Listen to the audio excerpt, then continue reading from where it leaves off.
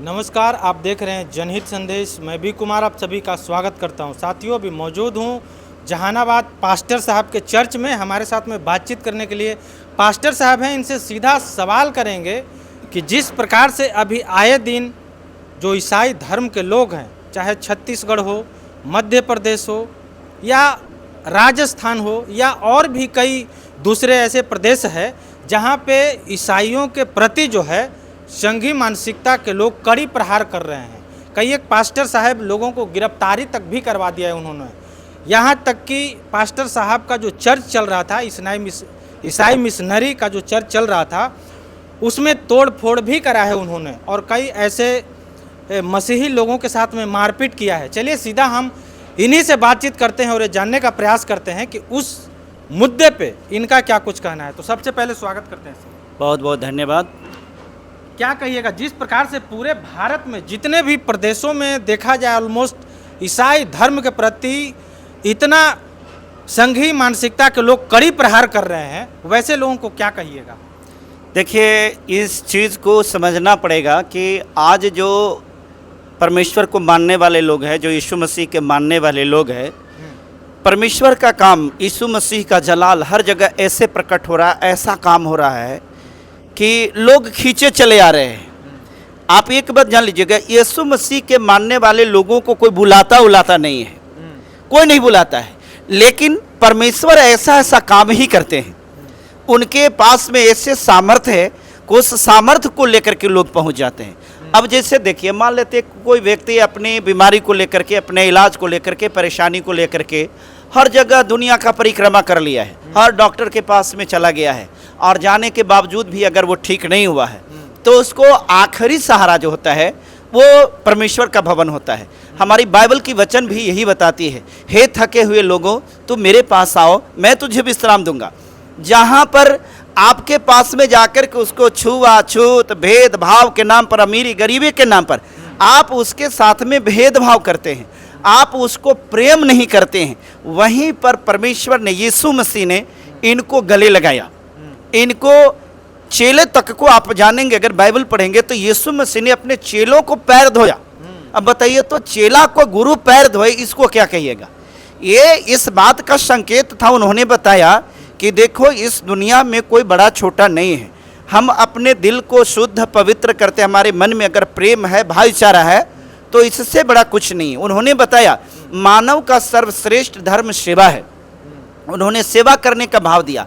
आज जिन लोगों की आप बात करते हैं, इनके पास में, इनकी पेट में मरोड़ इस बात की है कि इनको सत्ता फिसलने का डर लग रहा है। क्योंकि देखिए, सवाल यहाँ इनको धार्मिकता से मतलब नहीं है।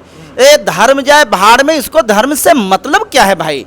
धर्म का परिभाषा जो नहीं जान रहा है वो आज जा करके चर्च पर हमला कर रहा है। जिसको अभी बढ़िया से ABCD की जानकारी नहीं है, धर्म के मामले में मालूम नहीं है, वो जा करके चर्च पर चढ़ करके उसको तोड़ने का काम कर रहा है। तो वो सवाल है क्या ना कि ये जो अपने नैरेटिव को सेट कर रहे हैं, जो अपने गोल को, अपने उद्देश्य को सेट करना चाह रहा है कि हम भारत में 45 वर्षों तक शासन करें, है ना, 2045 तक शासन करें, तो उनके पास में सिर्फ एक ही फंडा है। वो फंडा क्या है? जबरन किसी को हिंदू बनाते चलो। अरे भाई, आपका रामायण, आपका महाभारत, आपका गीता, आपका पुराण, सुख सागर, प्रेम सागर, विष्णु पुराण, गरुड़ पुराण, किष्किंधा पुराण, मत्स्य पुराण, कहीं पर हिंदू धर्म की चर्चा तक नहीं है, हिंदू शब्द आया तक नहीं है। आप हिंदू बनाना किसको चाहते हैं? तो ये जो चर्च में कर रहे हैं, तो इनको हताशा है, ये निराशा है, और ऐसा इसलिए भी कर रहे हैं कि आज इनकी सरकार है। इनकी सरकार होने की वजह से है क्या? एक बात बताइए, कहीं पर कोई क्राइम होता है तो क्राइम रोकने की जिम्मेवारी आपकी है कि प्रशासन की है? प्रशासन की है। तो अगर ये प्रशासन की जिम्मेवारी है तो आखिर RSS और बजरंग दल का आदमी कौन होता है? धर्मांतरण हो रहा है। धर्मांतरण अगर हो रहा है तो ये धर्मांतरण का अधिकार संवैधानिक है कि असंवैधानिक है? संवैधानिक है ना। आर्टिकल 25 में है ना कि हम किसी भी धर्म को स्वीकार करें। बात रह गई लोभ लालच की, कि लोभ दे करके, प्रलोभन दे करके। अब ये कोई बात हमको बता दीजिए, आप जो थाली में ले करके लड्डू, पेड़ा, मिश्री और भिन्न भिन्न प्रकार के चीज जो ले जाकर के भगवान को देते हैं, ये क्या है? ये लोभ नहीं है, ये लालच नहीं है। आप जो जा करके कहते हैं हे परमेश्वर मुझे ऐसा कर दो, हे भगवान मुझे ऐसा कर दो, मैं ये चढ़ाऊंगा वो चढ़ाऊंगा, ये प्रलोभन नहीं है। सुरनर मुनि सबके यही रीति, और स्वार्थ लागी करें सब प्रीति। ये हमारी बाइबल में नहीं लिखा हुआ है, ये रामायण में लिखा हुआ है। तो जब आपका धार्मिक ग्रंथ इस बात को कह रहा है कि बिना कोई व्यक्ति स्वार्थ के किसी से प्रीति नहीं रखता है, चाहे तो मनुष्य हो, देवता हो या ऋषि हो, हर किसी के अंदर में स्वार्थ होता है। आज अगर कोई व्यक्ति कलेसिया में आया है तो क्या वो पैसा लेकर के अपने धर्म को बदलने के लिए आया है? वैसे लोगों को मैं बताना चाहता हूं कि ये लोग जो है कलंकित हैं। ये लोग जो है पूरी तरह से हम कह सकते हैं कि इसके अंदर में कहीं सी भी सेंस नाम की चीज़ नहीं है। ये लोग सेंसलेस व्यक्ति हैं और इनके अंदर में अब एक बात आ गया है, इनको पता चल गया है कि अब जो है हमारे जो एजेंडा है, अब हमारा एजेंडा चलने वाला नहीं है। साम दाम दंड भेद कर करके आप सरकार बना करके और लोगों को ऊपर जो इस प्रकार के शोषण कर रहे हैं। और एक बात और बता रहे हैं, आप तोड़िए ना, चर्च को तोड़िएगा, कितना चर्च को तोड़िएगा बताइए? उन लोगों का तो लगातार प्रयास हो रहा तोड़ने का। अरे चर्च को न तोड़ दीजिएगा, चर्च को न तोड़िएगा। इस दिल में जहां पर परमेश्वर है उसको कौन तोड़ेगा? परमेश्वर हमारे दिल में रहता है। लेकिन कहीं ना कहीं विघ्न तो डाल रहे हैं ना सर। आपका सरकार है ना सर, आपकी सरकार है, आप विघ्न डाल सकते हैं ना, आपका अधिकार है ये। चूंकि आपकी सरकार में जिस प्रकार की रवैया अपना करके हैं तो आप ऐसा कर सकते हैं। लेकिन याद रखिएगा, सरकार तो बदलने वाली चीज होती है ना सर। जिस दिन सरकार बदल जाएगी आप कहाँ रहिएगा? दिखाई नहीं पड़ेंगे। ये जो है ना, इनको रहने के लिए चूहे के बिल भी होगा ना, वो भी कम पड़ जाएंगे। और सवाल ये है कि कानून जो है सबको इजाजत देता है अपने धर्म में जीने का, या किसी भी धर्म में वो स्वेच्छा से जाना चाहे वो जा सकता है। लेकिन कहीं ना कहीं आखिर ऐसे कौन से मानसिकता के लोग हैं जो आपके धर्म को लोग टारगेट करते हैं? उनका मानना है कि हम इस देश को हिंदू राष्ट्र बनाएंगे। उसका मानना है कि हम देश को हिंदू राष्ट्र बनाएंगे।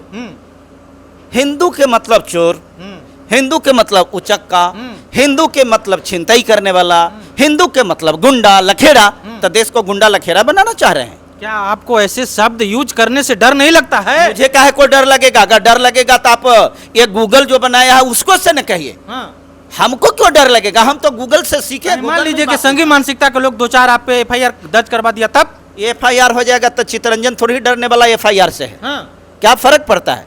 देखिए, ये FIR से वो लोग डरेंगे जिसको जेल का डर होता है। अरे भाई साहब, आपको पौलुस और सिलास को पढ़ने के लिए मिलेगा, बाइबल में पढ़िएगा ना, तब पौलुस और सिलास को भी जेल में रखा गया था। लेकिन क्या हुआ? जब उसने परमेश्वर का गीत गाना शुरू किया है ना, तो सारी बेड़ियां टूट गई, जेल के सारे दरवाजे खुल गए, जितने भी पहरुए थे सब बेहोश होकर के गिर पड़े और वो आजाद हो गया। आजाद होने के बाद जब इन लोगों की नौकरी खतरे में, तो आज आकर के खुद वहां पर हाजिर हुआ, कहा कि भाई मैं नहीं जानता क्यों ऐसे क्यों हुआ, लेकिन उन सबको समझ में आ गया इसके साथ में जरूर कोई परमेश्वर की शक्ति है, उसकी शक्ति के सिवा ऐसा नहीं हो सकता है। अरे मेरे साथ परमेश्वर है, आप जेल में डाल ही करके क्या करिएगा? क्या फर्क पड़ जाता है? आप कितना को जेल में डालिएगा? कितना को जेल में डालिएगा? कब तक जेल में डालिएगा? सत्ता सिर्फ 5 साल के लिए होता है। आप इन साल जा रहे हैं, ये 2029 में आपकी सरकार नहीं है, आपको टाटा बाय बाय हो रहा है, आपकी विदाई तय है। क्या बात कर रहे हैं? 29 में सरकार गिरने वाली है क्या? मेरी प्रोफेसी कभी भी गलत नहीं होती है। मैंने जो भविष्यवाणी कर दिया है वो कर दिया है। आज आपको लिख करके, मैं 1000 का स्टंप लाइएगा उस पर लिख करके दे देंगे। इस बार उनकी सरकार जा रही है। साम दाम दंड भेद, कितनों वोट की चोरी आप कर लीजिए, ये फर्क पड़ने वाला नहीं है। कितनों आप ईवीएम को टेम्परिंग कर लीजिए, ये बचने वाला नहीं है। मैं सरकार को, आपको लग रहा होगा कि सरकार को क्यों करें, सरकार को इसलिए मैं कह रहा हूं कि आपकी सरकार वहां है और आपकी सरकार में इस प्रकार से किसी एक अति के लोग, मानने वाले लोगों पर अटैक हो रहा है। आपकी सरकार क्या कर रही है? क्या हम भारत देश के नागरिक नहीं हैं? अरे भाई, सरकार ही उनको सुरक्षा देती है सर, आप कहाँ हैं? सरकार सुरक्षा गुंडों को देती है, जो वहां उनके गुंडे हैं ना, RSS बजरंग दल के, उनको ये देती है। धर्म के नाम पे लोग सत्ता में बैठाते हैं और सत्ता वाले जो लोग हैं यही गुंडे को संरक्षण देते हैं, जो आपके चर्च पे या आपके धर्म के मानने वाले लोगों पे जो प्रहार कर रहे हैं। ये देखिए, हम तो पहले बता दिए, आप तोड़ लीजिए चर्च को, आप कर लीजिए मेरे ऊपर FIR, लेकिन याद रखिएगा मैं पौलुस और सिलास हूं। जेल में कौन बंद करके कि हमको कितना दिन तक रख सकता है जी? क्या आप बात कर रहे हैं? और जेल से डर मेरे जैसा व्यक्ति थोड़ी जेल जाने से डरेगा? नहीं, बिल्कुल नहीं, 1% भी नहीं, 1% नहीं। लेकिन मेरा करारा जवाब है, याद रखना समय बदल रहा है। जिस दिन मेरी बारी आएगी ना, उस दिन तुमको छुपने के लिए जगह तक नहीं मिलेगा, जगह तक मिलेगा। और चर्च को तोड़ना, कितना चर्च को तोड़ेंगे? जितने चर्च को तोड़ेंगे ना, एक को तोड़ेगा 1000 चर्च बनेगा, 1000 चर्च बनेगा। एक को मारोगे 75,000 तैयार होगा। और ये परमेश्वर का काम कोई रोक नहीं सकता है। परमेश्वर के काम रोकने वाला जो है ना, उसकी सांसें रुक जाएगी, लेकिन परमेश्वर का काम कभी रुकने वाला नहीं है। दिन प्रतिदिन जो है आपके धर्म के लोग जो हैं कहीं ना कहीं लगातार विस्तार हो रहा है, जिसके वजह से उन लोगों के मन में डर तो बैठ ही गया है ना, हमारे वजह से वो आप पे आक्रमण कर रहे हैं। हमारे धर्म का विस्तार क्यों नहीं होगा? हमारे धर्म का विस्तार के मतलब हमारा धर्म क्या है, पहले आप ये समझिएगा तब ना।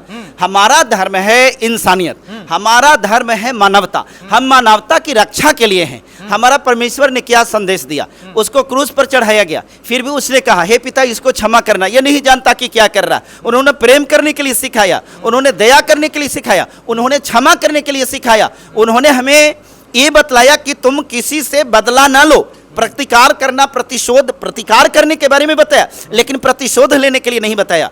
तो जो मानवता पर आधारित धर्म है, जो इंसानियत पर आधारित धर्म है, जिसमें एक लोग दूसरे को मदद करते हैं, वो किसी को रोकने से नहीं रुकेगा। और टूट जाएंगे वैसे लोग जो तोड़ने चले हैं। परमेश्वर का कार्य कभी न रुका है और न रोक सकते हैं। आप अपनी बल और ताकत को लगा लीजिए, कोई फर्क पड़ने वाला नहीं है। लाखों लाख नहीं, करोड़ों करोड़ जो है ना, यीशु मसीह को अपना जीवन दे दिया है। वो जीवन दे दिया है, उसका जीवन परमेश्वर के नाम है। और आपको चर्च तोड़ देने से मसीहियत रुक जाएगी। ये गलत भावना में मत रहिए। और आपका एजेंडा जो है ये चलने वाला अब नहीं है। आप जहानाबाद से हैं सर, जहानाबाद में भी संघी मानसिकता के लोग भरे पड़े हैं। कहीं ना कहीं वो भी ये वीडियो देखते हैं। हो सकता है कि कभी भविष्य में जो है ऐसा कुछ गलत न करे, उनको क्या संदेश देंगे? सीधी सी बात एक चीज तो बता देते हैं, मैं कोई कमजोर नहीं हूँ। मैं कोई कमजोर नहीं हूँ कि मुझे कोई कबाड़ दे। मुझे कबाड़ने वाले को एक संदेश मैं देना चाहता हूँ कि मुझे कबाड़ने से पहले ये समझ लेना कि मेरे ऊपर एक हाथ अगर चलेगा ना, तो करोड़ों करोड़ हाथ जो होगा ना गिरना शुरू हो जाएगा।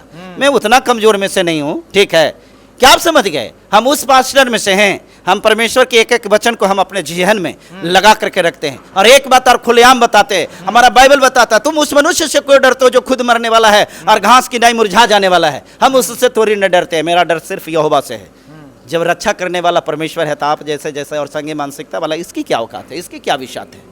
हाँ, मैं अगर गलत बोल रहा हूँ, अगर मैं किसी के विरुद्ध में हूँ, तो दूसरी चीज, कोई भी संघी मानसिकता का है या कोई भी है, मेरा विरोध किसी खास व्यक्ति से नहीं है। मेरा विरोध उन लोगों से है जो असंवैधानिक कार्य कर रहा है। आप मनुवाद को मानने वाले हैं, आपके क्रम मानने वाले हैं, आपकी अपनी भावना है, हमको आपसे थोड़ी कुछ कहना है, लेकिन आपकी आज़ादी है। लेकिन आप किसी को पर ऐसे नहीं थोप सकते हैं। आप हमारे साथ गलत करेंगे तो फिर तो टीट फॉर टैट के लिए आपको तैयार रहना पड़ेगा। और हम कमजोर नहीं है, याद रखिएगा इस बात को। चलिए, तो ये थे पास्टर साहब। इन्होंने अपनी बात को बड़े ही बेबाकी तरीके से रखा है। वीडियो कैसा लगा कमेंट करके आप अपनी प्रतिक्रिया जरूर दीजिएगा। बाकी मिलते हैं किसी दूसरे खबरों के साथ, तब तक के लिए धन्यवाद।